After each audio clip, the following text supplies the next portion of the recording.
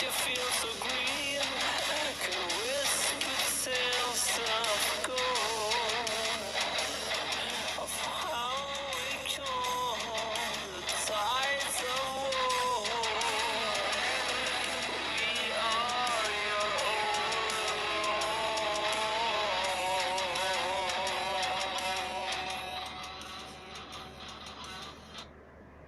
Always seeking, stretching on. Our only goal is to reach the western shore.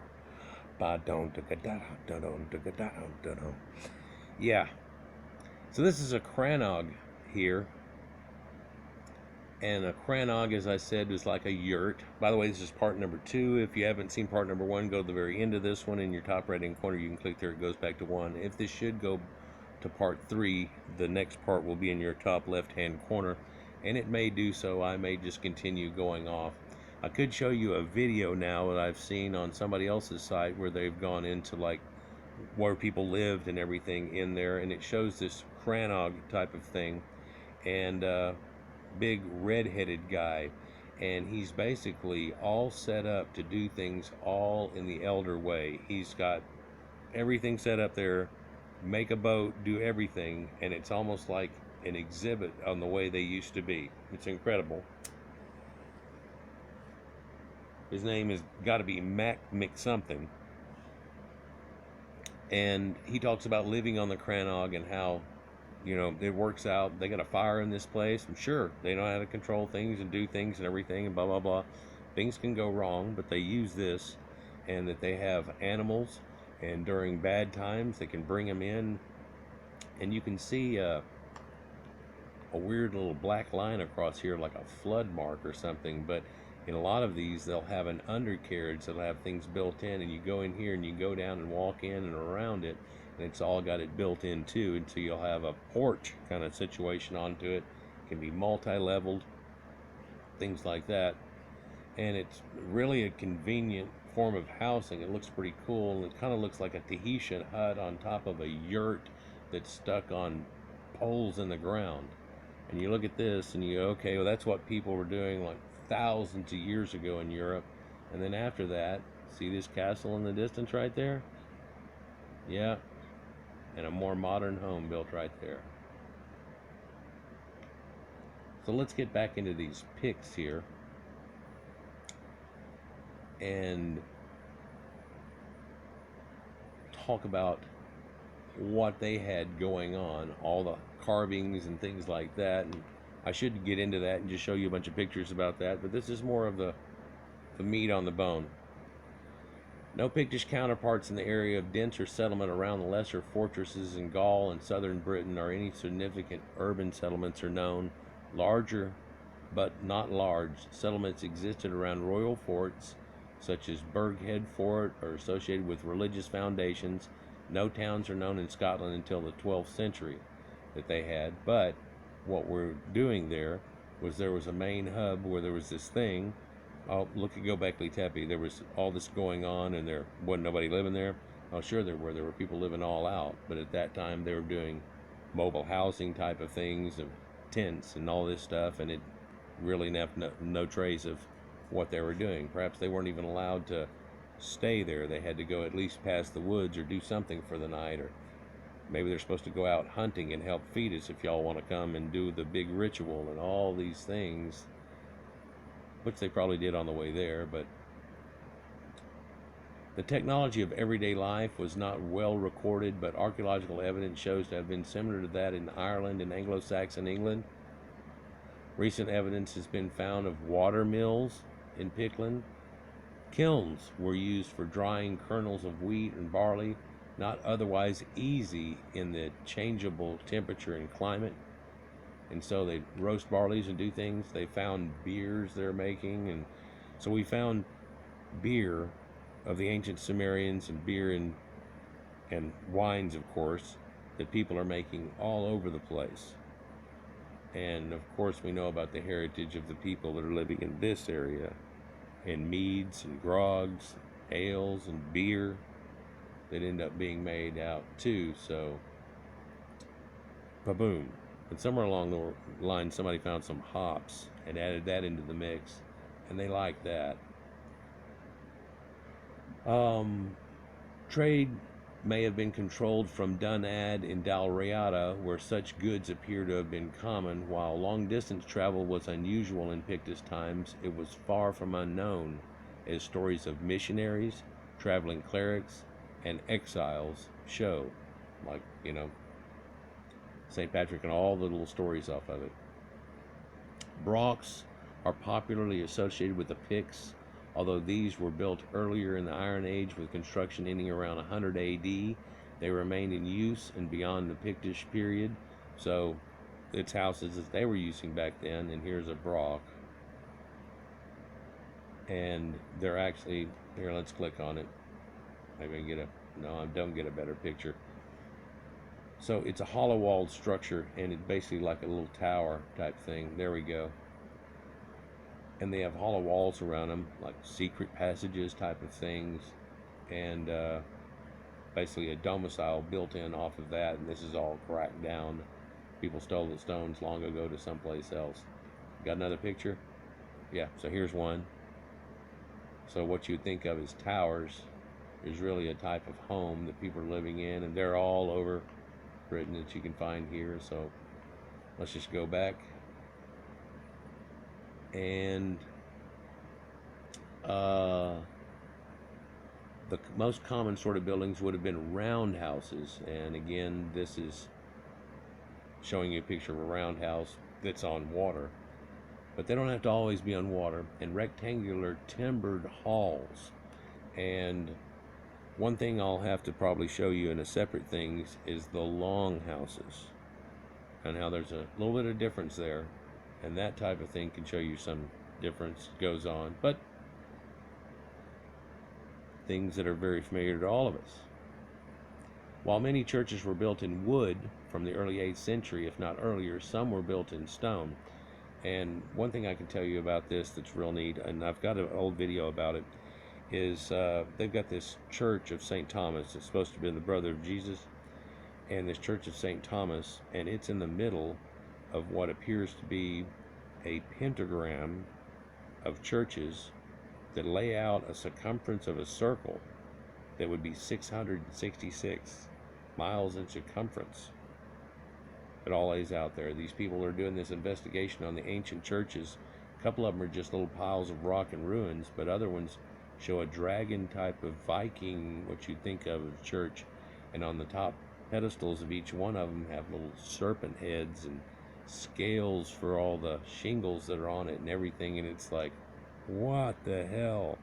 Yeah, I'm talking about the serpents of Ireland and chased out all the snakes. Well, they found out long ago there were never any snakes there through the last ice age, so whenever he came and did that special thing, that's not what was talked about. The Picts are often said to have tattooed themselves, but evidence for this is limited. Naturalistic depictions of Pictish nobles, hunters, and warriors, male and female, with obvious tattoos are found in monumental stones.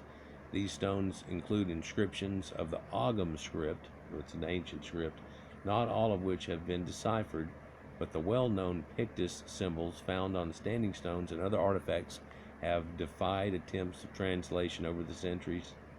Pictish art can be classified as Celtic, a term not coined until the 1850s really, and later as insular, but really Keltoi was from way, way back when, so that's where they get it from. Irish poets portrayed their Pictish counterparts as very much like themselves.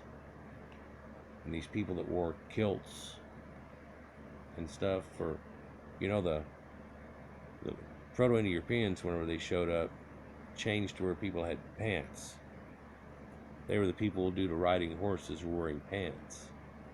Before that time, we had the Egyptians wearing a kilt. Sumerians wearing a thing looks like a kilt kind of dress made out of wool kind of thing around them in the earliest of days. Here, though, we have kilts and fabrics like tartan, like tartar, like tartaria, and we see those same patterns in those Proto-Indo-Europeans in some of their, for the time, luxurious fabrics. Wicked patterns.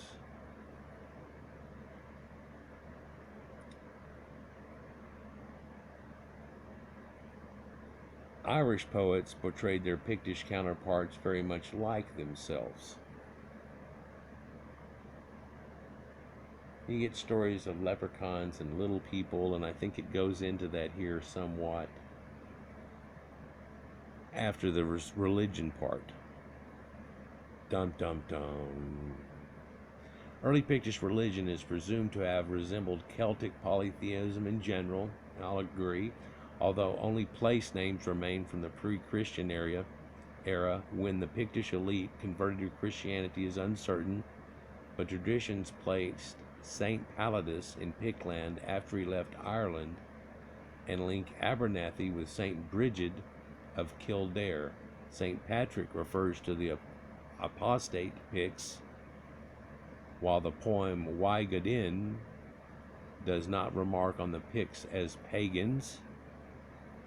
Bede wrote that the Saint Ninian confused some with Saint Finan of Moville, who died in 589, had converted to southern Picts. Recent archaeological work at Port Hammock places the foundation of the monastery there, an area once assumed to be among the last converted in the late 6th century, this contemporary with Bridie MacLeon and Columba, with the processes of establishing Christianity throughout the Pictland will have extended for a very much longer period.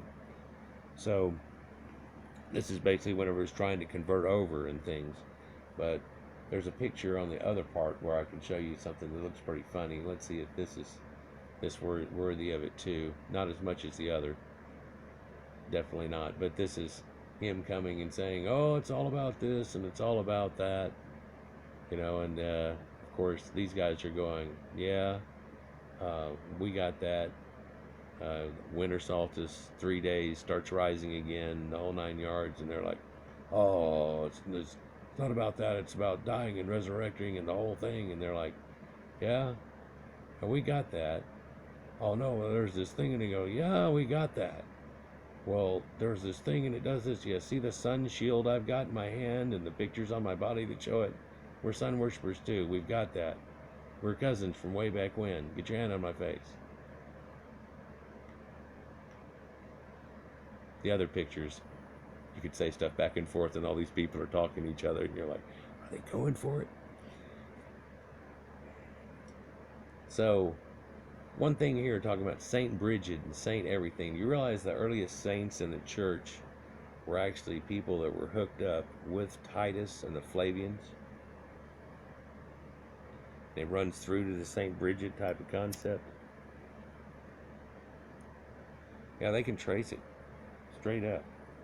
And they were proud of it. And churches were named after them and everything. Let's just go on. You'll notice some sounding name coming up. Sounds familiar. Let me grab a drink here.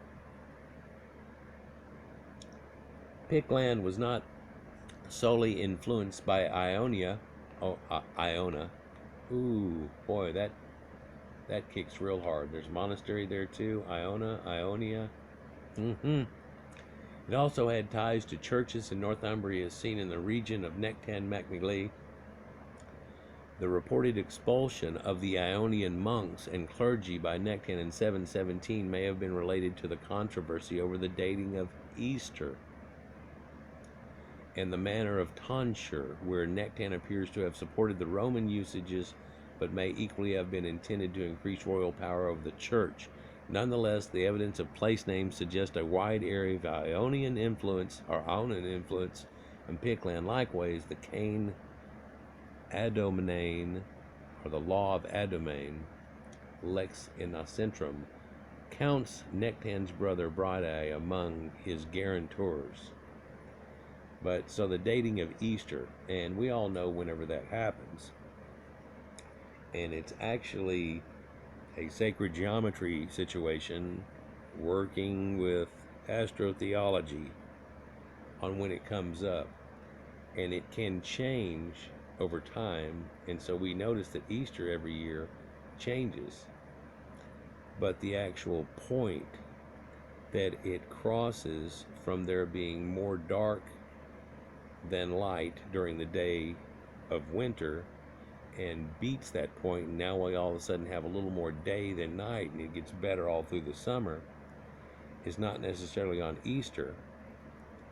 So why do we have that convolution nowadays and things, and what's the deal, and why is it always the first Sunday after the full moon and this thing goes on? That's because Easter has a symbology of the egg, and at this first start of spring and this time here, and it's a clock of mankind and humanity that's created by the moon cycles, that a lot of animals, you know, and creatures breed by moon cycles and all kinds of stuff.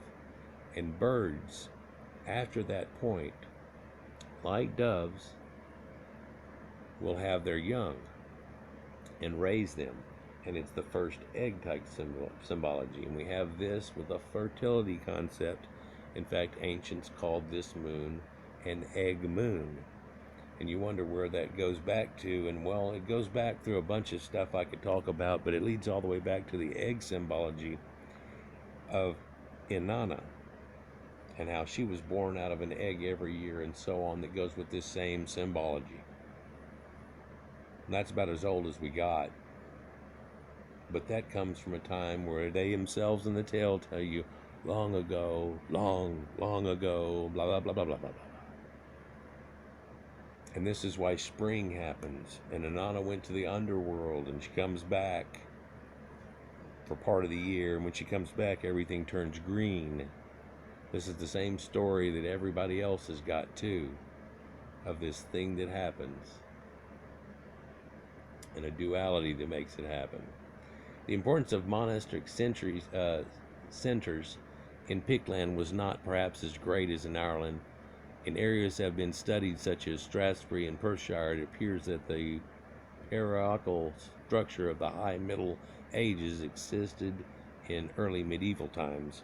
And I wish we could talk about a long time before that, and we had stuff recorded about that. But among the major religions sites of the eastern Pictland were Port Homick, Kirkmanide, later St. Andrews, and now we're going to talk about Golf, Royal St. Andrews here, with their ancient churches and things. They go dating way back. On the Gulf right there, which they say golf has to do with golf. But golf all started from a man's game, from a man taking a walk out on the beach, and it became a popular thing for people to do. And in these beach areas, they have this, what they call in golf, a links area, where it's kind of just an in-between. And in the wars, when they dropped bombs, it made the big craters, and they filled them in with sand, or they filled in with sand from the beach blowing in, and there's your bunkers. And all you got to do is mow it a little bit. And of course, these St. Augustine grass and so on, if you have it in your yard, grows real smooth. And now all of a sudden you've got this golf green and this beautiful garden looking type thing that you can play this little game in. And people say the name golf comes from all kinds of different ways, where it's the gulf itself in Old Worldish, or if it comes from gentlemen only, ladies forbidden, which, because it's a man's thing to do and women don't play the game. Well, why? Because it involves a drinking game too. For 18 shots, a shot of liquor, there's 18 shots and a fifth of whiskey. And so you can play versus each other for a shot. And whenever they say I play shot for shot, they're not saying my shot versus you shot, because if we play by the shot, that's what that is. Shot for shot comes all the way back to that idea. 18 drinks. And what people really started out doing was something that was very much like their shepherd's hook, knocking a ball. And the original birdie was a feathery, and a feathery was a little ball that they had made that stuffed with feathers. But before that, they had more primitive type things and stuff, but then they made this feathery, kind of stitched together like a baseball.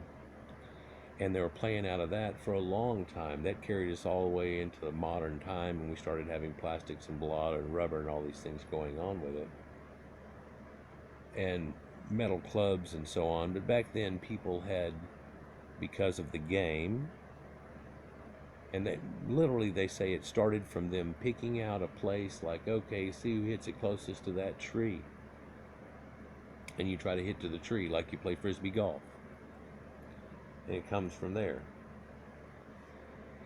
And so where does all this par and birdie and everything go on? Well, par is supposed to be the standard of things, and a birdie is nice to these people that believe in doves and hawks and falcons and things. In fact, the next best thing than a birdie is an eagle. And nobody back in the day ever made an albatross, but that's a double eagle. And a double eagle, it's funny they call it a double eagle. Now you'll hear it called an albatross, but I'll be damned if double eagle doesn't mean something to people that are listening. And so golf, though it's just a game, like chess is just a game, it generally can show you a lot more if you just go into it, right? Chinese checkers. It's funny how that's got that pentagram design in Chinese checkers, and you go, yeah, it's weird. So St. Andrews, Dunkeld, Abernathy, and Rosemarkie. What was it I was going to say about Abernathy? There was something in there. Oh, they got golf too. It appears that these are associated with Pictish kings, which argues for a considerable degree of royal patronage. In fact, they call it Royal St. Andrews, and control of the church. Port Hammock in particular has been the subject of recent excavation and research published by Martin Carver. And in the town itself, there the ruins are up under itself. And so you're not going to get too much of that action till one day somebody digs a road and goes, wow. And that won't happen too much. The cult of saints, as throughout Christian lands of great importance in later Pict land, were kings of mighty while kings of might patronized great saints such as St. Peter in the case of Nectan, and perhaps St. Andrew in the case of Onyx Macklin. There's St. Andrew, right? Many lesser saints, some now obscure, were important, and they've got saints for everything, people. They've got saints for toothaches and things like that.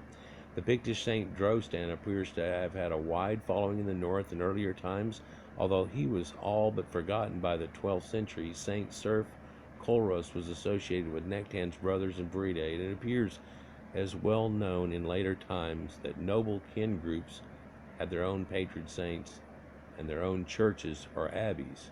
And like I was telling you, the first saints got churches named after them and everything to herald in this new religion.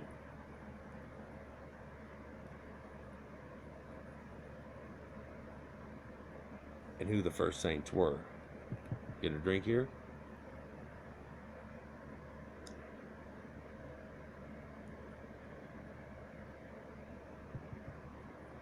I could go on about what I just read. Let's just go. In art, Pictish art appears on stones, metalwork, small objects in stone or bone. It is used distinctive form in general. Celtic early medieval development of Latin style, which if we look at, when they show it here, is a patina and scribble and scroll. But if you realized it, that can actually be made out of sacred geometry of, where's my marker? Oh, I'm not going to be able to get in on it and show it, am I? Of doing a circle here and a circle here, a pinwheel that makes it open up. And the way they've done this in a larger, bigger circle allows the curve in there and there. We've made a heart, if you can see that. But then all the filigree can be expounded from sacred geometry and things too. And the only thing this is missing is a crescent moon or something on the inside, or a swastika or something. But mirrors are important in so many ways. For people recognize themselves in a mirror. Most animals can't. There's a vanity that goes along with that, but with increasing influences from the insular art of the 7th and 8th century Ireland and Northumbria, then the Anglo-Saxon and Irish art as early as medieval period continues. The most conspicuous survivals are the many Pictish stones. Bam. Better picture of it here. So we see a lot of Celtic stuff on here, and you remember back in the deal not too long ago, people were, boy, there's this craze of getting Celtic tattoos, and people were getting symbology that looked like some of these things on their shoulders or wrapped around their arms or things like that. And you look at this and the strangeness of those two creatures, and I'll be damned if that doesn't look a lot like those tattoos of those Scythians had on them too. But the swirls of the water and the water wheel that goes round and round, and wind wheels go round and round, and the wheel in the sky goes round and round, and the 4 seasons and the whole 9 yards. And if you took this right now and you took that piece right there and you folded it up, like you folded it up, and you folded that one up, and you folded that one up, and you folded this one up right here, all of this straight, you'd have a box, and you fold it over and close it and tuck it in the box, and there's a cube.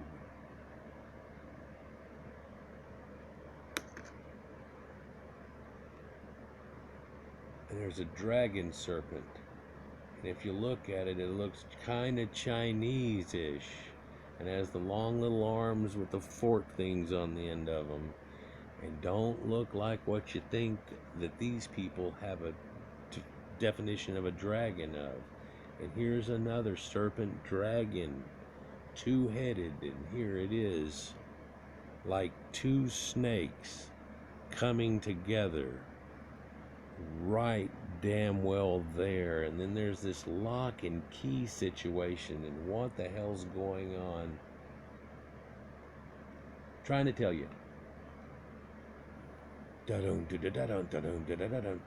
So, Pictish stones that were located all over Pictland, from Inverness to Lancashire, and illustrated a catalogue of these stones was produced by Roman Alley and most of the early Christian monuments of Scotland. There have been pieces of those things found, made into other buildings by some people that are all off into this Pictish stuff. I'm nowhere near it. In fact, it was 25 years ago the last time I brushed over this, and at least 32 years ago, or well, now it's more like 35 or so, since I actually went into this and studied it deep and ran down the different rabbit holes, people. But let's continue. The symbols and patterns consist of animals, including the Pictish beast. What's this? Come on, you're going to show it. Pictish beast. Beast of Inverness. This weird looking thing here that... Now, y'all saw the Scythian tattoos, right? So what is this duck platypus? What the dolphin with his head bent down, but he's got hair, but it's, what the hell is that? Got any more of them? Well, let's see. There's one here, and there's a snake, and then here's a horse.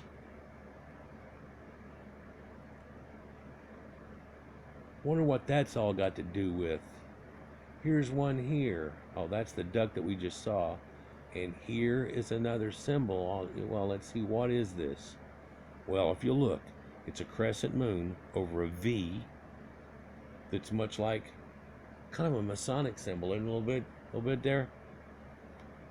Kind of, sort of. That's the Strathmartine Castle Stone. Let's go back to Pictish. Drop down.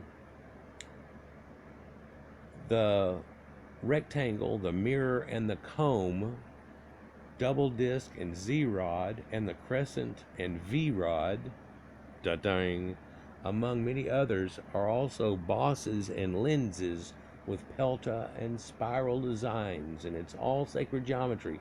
These patterns are curvilinear with hatching. So it's like when it curves around and then something sprouts out of it and everything. Well, it's all on those patterns, but then that makes the ivy, and an ivy comes out and poof, and these little flowers and fleur de lis and things like this. There are also cross slabs are carved with Pictish symbols, insular derived interlace, and are they going to show it? Yeah. So this interlace pattern that actually to these people meant things that people have tried to derive, and there's people that have all these different ideas, some way out in left field, but an idea that in this and the tartans and things like that, not only do you see a beast's head and all these things in convergence, and that's two snakes coming together, and the serpent symbology, but shows connective type things that are supposed to show zodiacs and all these different things, and basket weaving concepts and circles in the sky, like there's a circle right here I'm in the middle of, and things that people back then, and you know, old lace, like they made old lace, like grandma's old lace. There used to be a flower that we'd had around. It was really a weed. It had this little thing that popped out the top of it. It was white, and it looked like a little doily of lace set on top of something. Old lace. Well, old lace has little patterns in it that little ladies knew how to sit and crochet. People called them witches. But they would crochet this little crochet out into this whole thing, and it would have little bitty Jacob's ladders built in it and everything. And then you look at it and boom, and the whole thing, and this real pretty thing. And some of them look like the flower of life and all these little patterns. But then you look at it, and like the dollar bill, hint, hint, when you look at it, you can see an overall picture. And you look down, and there's all these scribbles and all these other little things that are going on. It gets to be quite intricate, all interwoven into a picture. Rectangle, mirror, and comb. We'll talk about that in a minute. Double disc Z-rods. We'll talk about that too.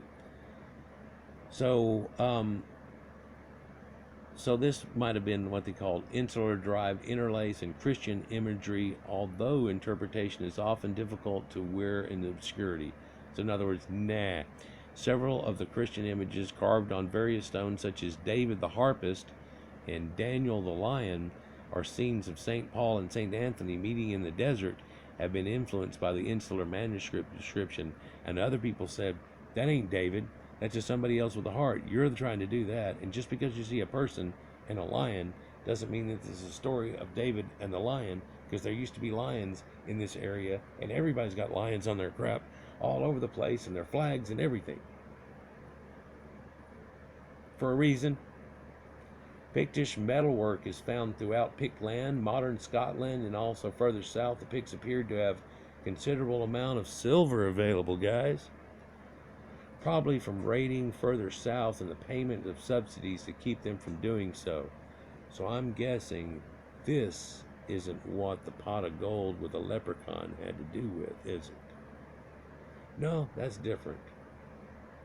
That's different. We'll hit on it one of these days. So, probably from raiding further south or the payment of subsidies to keep them from doing so. The very large hoard of late Roman hack silver found at Tripe and Law. See if they'll show this. So this is what they call hack silver, but look at all these objects made out of silver here. It's nice. Found at Tripe and Law. And this is an ancient tell or hill. May have originated in either way. Hold on, the very large. Oh, okay. So how did they get accrue it up and get their things? And it may have got it in a different way. The largest hoard of early Pictish metalwork is found in 1819 at Norrie's Law. Notice this name, these words, law. And Norrie's Law here shows this hoard, and here is that Z that's cut through it here. Let me see if I can go in a little bit closer. And so, grab the pointer here. And so what we see is something that looks like lightning, and but it's also like a tree of life situation, right? And a globe to attain at the end. And if we look at these are like swastikas, but it's actually swirls. It's a triad. Ding. Comes down and goes through, and then this, they've said, looks like a needle. So I'm trying to thread to the eye of a needle. Like it's more difficult for a rich man to get through the eye of the needle. Camel to the eye of the needle. Lion dragon.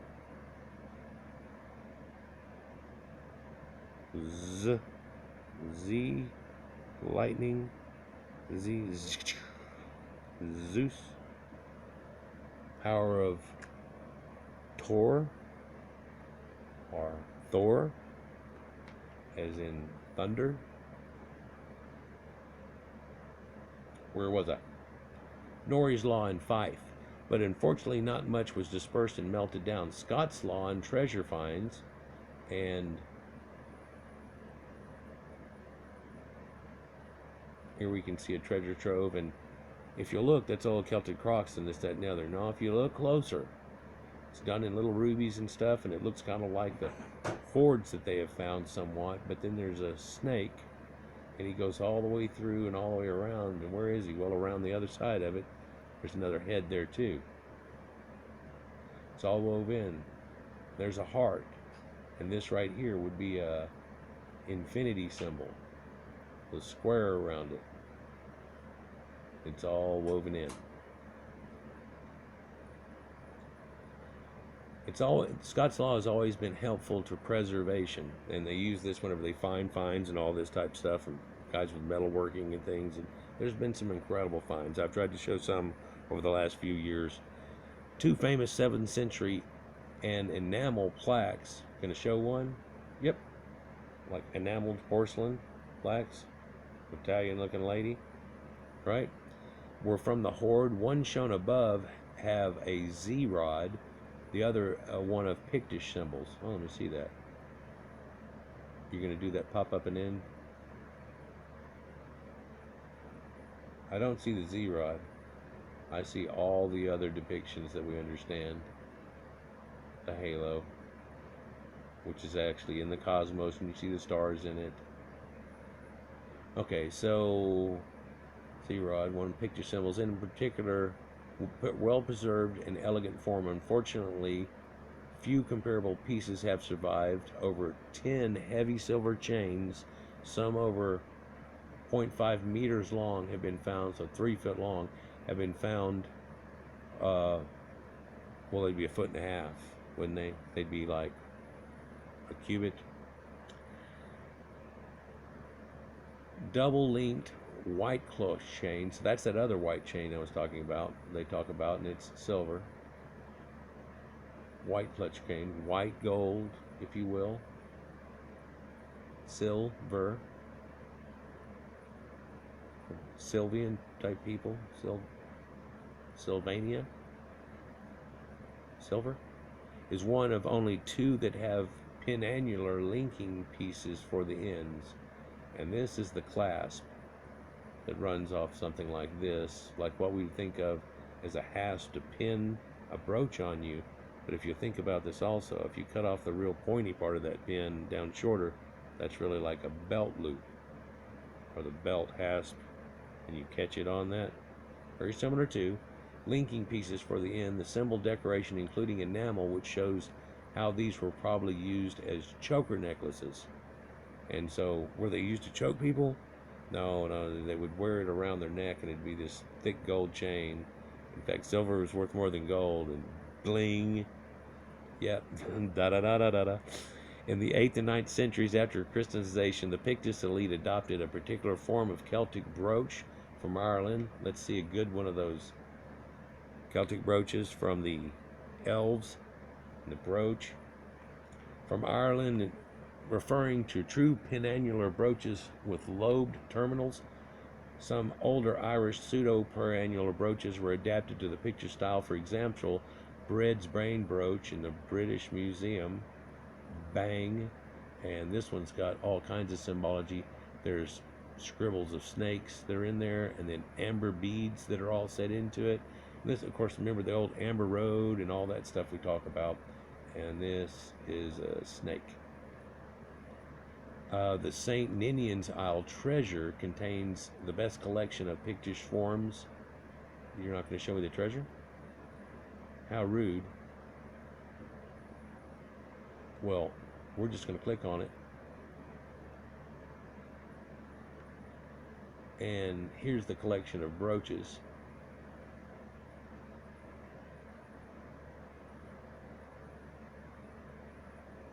Bowls. Templar crosses. How do you make a Templar cross? I think you can see right here. You take, on a curved object, it's easy to see. You make a circle over here. Sorry. And you make a circle down here, and down here, and down here, in 4 corners. And so what's that? It's the same kind of idea as the swastika, in the 4-way, and the same symbology, and it leaves you with this cross right there, center of it. Isn't that amazing?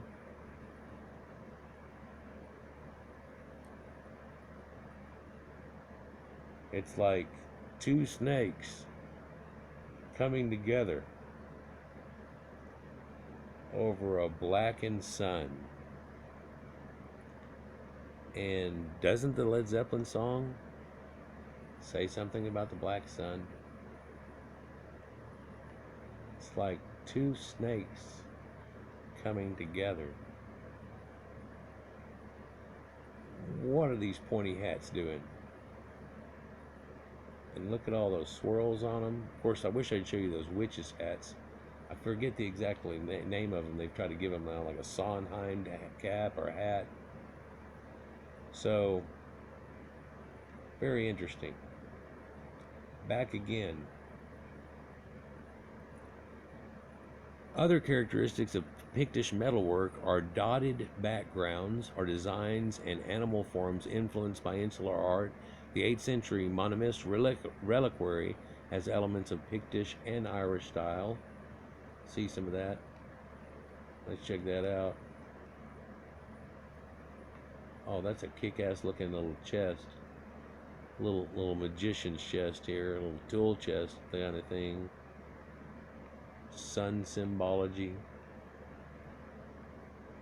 Yeah, that's pretty neat. Inlaid gems and everything. They ain't playing around here. Silver, yeah. So I wonder what this archetype object kept. And look, they've got a primitive lock on the damn thing. Yeah, Granddad don't want you in his tools. Magic tools. Back again. And we're about to hit part 3. And let's see what we have left. Language and legacy. And that's just it. And I'm not going to be able to fit it because I've got 1 minute and 20 seconds. And I can't talk that fast. And if I talk any faster than I do, y'all aren't going to enjoy it at all. But it's relative that we can say that it comes from Brittonic languages, Ogham scripts, and things like this all come from out of a Proto-Indo-European base mixed with the original people that were here at the time. And then this second and third waves that we're fixing to go into here in other forms I'll show you. But this is basically it. Wish I had time to go for more of a spin. Oh, and St. Andrews, on one of those golf shows one time, they showed it. Here's the sarcophagus of St. Andrew, and there's a guy playing a guitar and all this crap going on, people dancing and sacred sign. Yeah, it's pretty wicked. Like, share, and subscribe, and enjoy.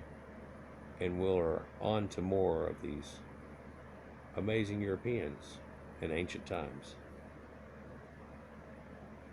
Peace.